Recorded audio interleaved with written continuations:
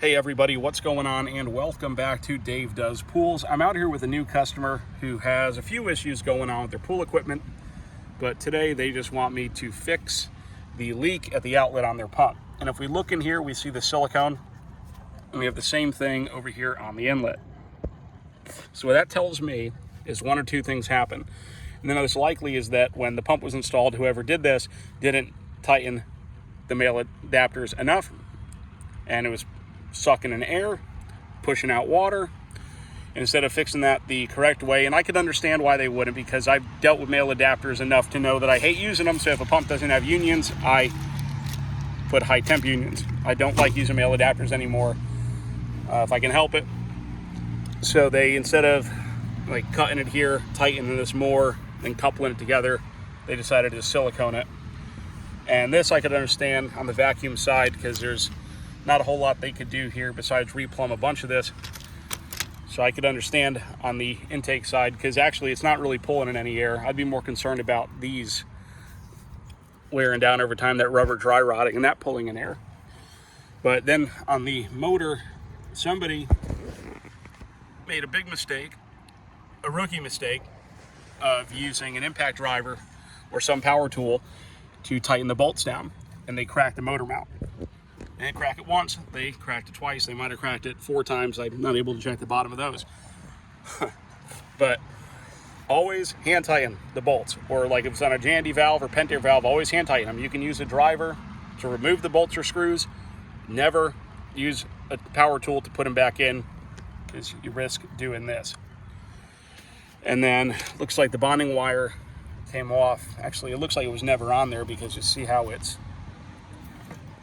that looks like that was one that was a screw on the top that would go on to, instead of that, or I don't even see a piece of wire stuck in there. So they never even hooked the bonding wire up. It's pretty ridiculous. So in any case, what I'm gonna do here is I'm gonna cut here, kind of swing this up out of the way a little bit, get this out of the way, clean up that outlet, throw a male adapter in there, a piece of pipe, and couple it in the plumbing. And that should fix it. All right, everything's plumbed in, pumps have been running, and we have no more leak. Easy peasy. So let me go talk to the customer, let them know they're all set. And so the reason I like using male adapters is because if you don't tighten them enough, you can still tighten them after you get it all plumbed in. So another thing I just want to go over really quick, if you are looking to buy a home in Florida and there is a pool, don't always trust the realtor or the home inspector to properly assess the condition of the pool equipment or the pool itself. I've ran into this a few times where I work with a realtor who has me do inspections specifically on the pool and pool equipment.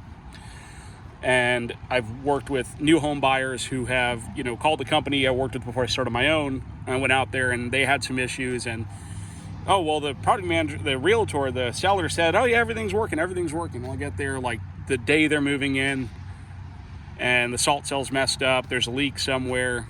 It's not doing what it's supposed to do. There's a leak at the pool. So always have a pool professional assess the equipment before you close on the house.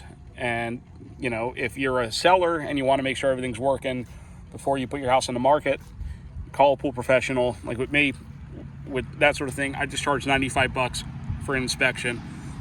And that's a flat rate, no trip fee, just $95. Gets me out to your house, look over everything, test everything. Whether you've got automation or just something basic like a timer and a power center for a salt cell, no matter what you got. And help you figure out if there's anything you need to address before you sell the house or before you buy the house, and work with you getting everything straightened away and all said and done for you, so you can only have to worry about going swimming. Thanks for watching, guys. Don't forget to give me a thumbs up, leave a like, then leave a comment. That'd be awesome too. And don't forget to subscribe. If you're interested in having me work on your pool, feel free to shoot me an inquiry. My business email, you can find that on the channel page, or hit me up on Instagram. That's usually the easiest way to get a hold of me, as an Instagram. All right, guys, we'll see y'all next time. Have a great one.